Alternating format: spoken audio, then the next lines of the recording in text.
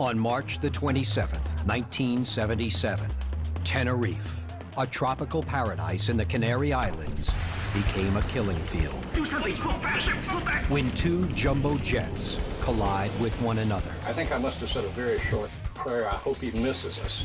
And that's when I just closed my eyes and ducked.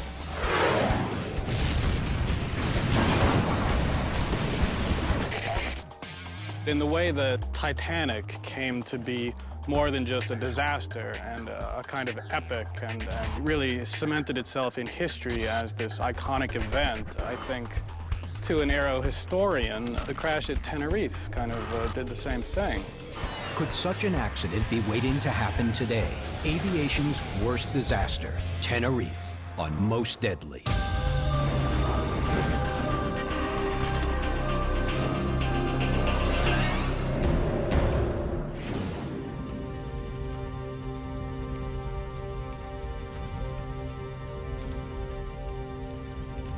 Time stops for those involved in an air crash. It stops for those caught inside the disaster and for anyone who studies the aftermath. In most cases, all that is left is wreckage and sometimes haunting photographic evidence. A DC-10 crashes in Chicago in 1979. When hydraulic failure causes an engine to be torn away from the body of the plane. A PSA 727 collides with a small private plane in 1978 on final approach into San Diego. Hijacking results in this crash of a 757 into the sea near the Comoros Islands in 1996. Every air disaster is different, but at the root of each can be found one or more causes from a grimly familiar list. Terrorism, mechanical malfunction, weather, technical trouble, human error. Very rarely does a plane wreck result from a combination of all these recurring factors.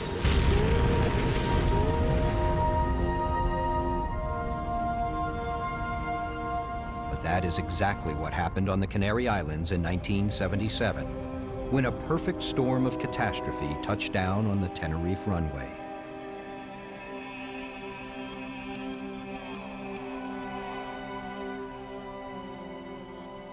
What we're looking at is Charlie 4. As you see Charlie 4 where it joins the active runway is where the accident occurred. Co-pilot Robert Bragg is the only surviving officer from the historic crash. I think it changes you when you see that much devastation and that many people so badly hurt. I think the things that probably you didn't consider important in life before the accident becomes much more important. On March 27, 1977, two jumbo 747 jets collide, approaching the C4 taxiway at Tenerife. The catastrophe claims 583 lives, the greatest death toll from a single aviation incident to date. No one aboard KLM Flight 4805 survives, and only 70 people on Pan Am Flight 1736 escaped the inferno that engulfed both planes. The entire top of the airplane was gone, and it reminded me of some giant knife that had just sliced the entire top of the fuselage off. We did not need to wait for a command from the captain. I just jumped up and started shouting the commands you shout to evacuate the plane. Both of the wings were on fire, burning. On the left wing of the airplane, there were 55 to 60 people already standing out on that wing. And as I looked at the door, it just kind of crumpled. There shouldn't have been anything there. It was just the top of the airplane. And instead, it was a mountain of debris. Next thing I knew, Joan was up there, and I was standing there, and she leaned down and said, Suzanne grabbed my hand, and she just yanked me out of that plane.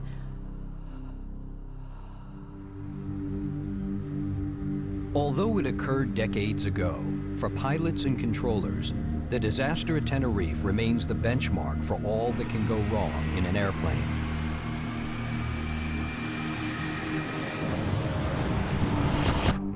Like many commercial pilots, Patrick Smith is awed by the scope of the disaster. One of the only things that will hush a room full of pilots during a training class is a video or a presentation about what happened at Tenerife. All the bizarre coincidences and twisted ironies that were part of the crash, and really the horror, but at the same time, again, this weird mystique.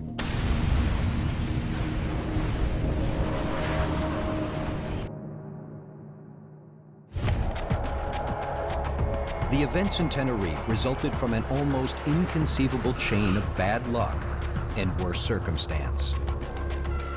Terrorism shuts down one airport, rerouting huge airliners to another airport with only a single runway to handle the new traffic. Key radio transmissions cancel each other out, and warnings given 1736, report when runway clear, are never heard. Weather shrouds the airport in fog, and huge planes are forced to maneuver out of sight from one another.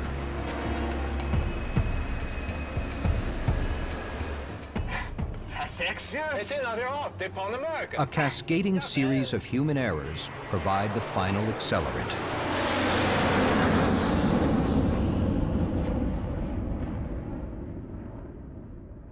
Tenerife is a rather unique, and on the other hand, it's not rather unique, because if you really look, there were many factors that they culminated and caused that catastrophic accident. That's why we characterize accidents like Tenerife low probability but high consequence, because you need to have all those factors, they come together. Exactly what happened here on this runway in 1977? How did it happen? And more importantly, can it happen again? 1448, you shouldn't be anywhere near kilo. Hold your position, please just stop. I think anyone who's been through an accident automatically asks themselves what they could have done possibly to have prevented the accident. There were 6 men in the cockpits of both 747s. 3 died that afternoon. Today, only 1 pilot remains. Now, Captain Robert Bragg has agreed to go back into the cockpit to recreate with a simulated crew the exact unfolding chain of events leading to the deadly collision. The dialogue we are about to hear comes directly from the transcripts of the tapes recorded that day, when, in the space of an hour, miscommunication, taxiway to your left, impatience, 35 minutes, poor visibility, and technical malfunction culminated in the most deadly aviation catastrophe in history. A disaster that could happen again. The Canary Islands are 7 extinct volcanic outcrops in the Atlantic Ocean off the coast of North Africa. Santa Cruz de Tenerife and Las Palmas are among them. These Spanish-controlled islands are exotic tourist destinations for many Europeans. Ancient seafarers called them the Fortunate Isles. But good fortune was nowhere to be found on Sunday, March 27, 1977, when unprecedented catastrophe enveloped Tenerife Airport.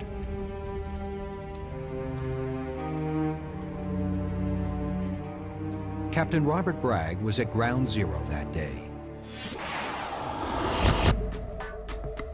He was co-pilot beside Captain Victor Grubbs on Pan Am Flight 1736, carrying 380 passengers from New York's JFK Airport to Las Palmas in the Canary Islands.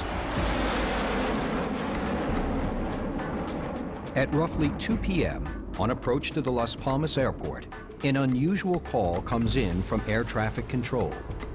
Coming out of about 12,000 feet, we got a request to change frequencies from the Spanish air traffic controller. He says, Sleeper 1736, contact Tenerife, approach immediately.